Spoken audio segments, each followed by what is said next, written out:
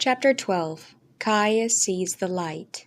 "We'll never find out which of our fathers is supposed to be murdered," Julius said. Flavius replied with excitement, "Yet it's all there clearly in the letter, who is meant." "Is that so?" Xanthippus said with a drawl. "Maybe after all you're more intelligent than I've given you credit for up to now, my friend." "It's Cicero," Flavius said. "Cicero is the most famous senator of all, isn't he?" Xanthippus sighed. "Unfortunately, Cicero was killed 71 years ago at the instigation of Marcus Antonius, Flavius. I hope you realize it would be wasted effort to kill him again, correct?" Flavius fell silent in shame.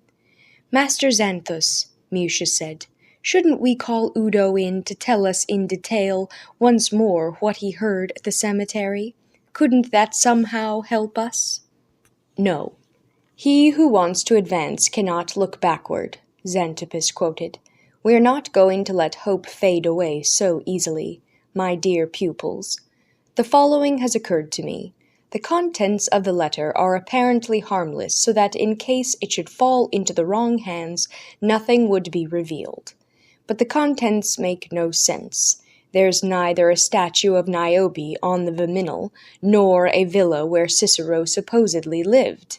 I ask myself, why did Paulino choose these particular names?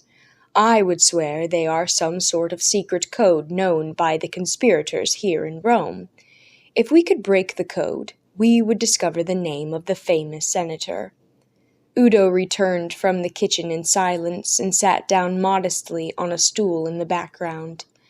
"Let's consider these names a little more closely," Xanthippus resumed. "The first name is Viminal. At the moment this tells us nothing. Viminal is one of the 7 hills on which the city of Rome is built. Number 2 is Niobe. Julius, who was Niobe?" Julius stood up and started reeling off what he knew. Niobe was the myth about the queen of Thebes. She was the daughter of Tantalus. Tantalus was the man who was consigned for all eternity to roll a rock up a hill, and it was always rolled back again. "Shame on you, Julius," Xanthippus interrupted. "Again you've confused Tantalus with Sisyphus. Won't you ever get that right? It wasn't Tantalus but Sisyphus who slaved with the rock. On the other hand, Tantalus was the poor unfortunate who was condemned to the torment of eternal hunger and thirst. Sit down, Julius. Anyhow, a few fragments of Greek mythology have stuck in your head. Let's pursue the idea of Niobe a little further. Maybe that will give us a hint regarding the code.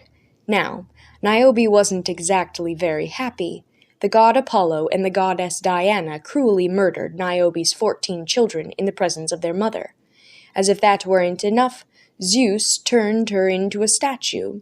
But that didn't stop her from crying over the death of her children. We'll have to keep this tragic story in mind. Name number 3, Cicero. Explanation superfluous. Every schoolboy knows who Cicero is and when he lived, except for the pupil Flavius. The letter is signed with the name Eusipites. I must admit to never having heard this word. Udo threw his hand up and came forward as though he too were one of Xanthippus's pupils. "Speak, Udo," Xanthippus said, nodding to encourage him. Udo seemed to be an educated young man. "Eusipites is a German tribe living on the right shore of the Rhine," he said. "I come from a region lying on the left shore. Previously, we often attacked the other side, but in the last few years we've made peace and are good friends. They celebrate our holidays with us, and we ours with them. We provide casks full of wine, their beer flows in streams." "Thank you," Xanthippus said amiably. "One never learns except through living. The names we still have left are Castor and Pollux, the inseparable twins. They are sons of Zeus and are thought of as Rome's protectors. What can those 2 divine twins offer us?" "Not much, I'm afraid. Castor buried himself in raising wild horses, while his twin brother Pollux devoted himself to the questionable art of boxing. So now we've run through all the names once. Rufus, get a slate and a piece of chalk out of the schoolroom." Rufus disappeared beyond the hanging and quickly returned with the slate and chalk.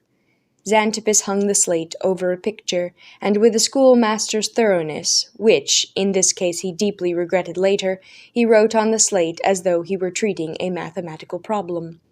In Paulino's letter brought by Udo the messenger, the following names occur: Viminal, Niobe, Cicero, Eusippides, Castor, Pollux. He studied the names a moment. "What do these names mean?" he asked. "Where does the key to the code lie?" He turned around and looked at his pupils. The answer is, we have no idea. Caius suddenly jumped up from his seat, in his excitement knocking over his stool. I know who they mean," he finally got out hoarsely, almost choking. "Here, here, Caius sees the light," Publius cried scornfully.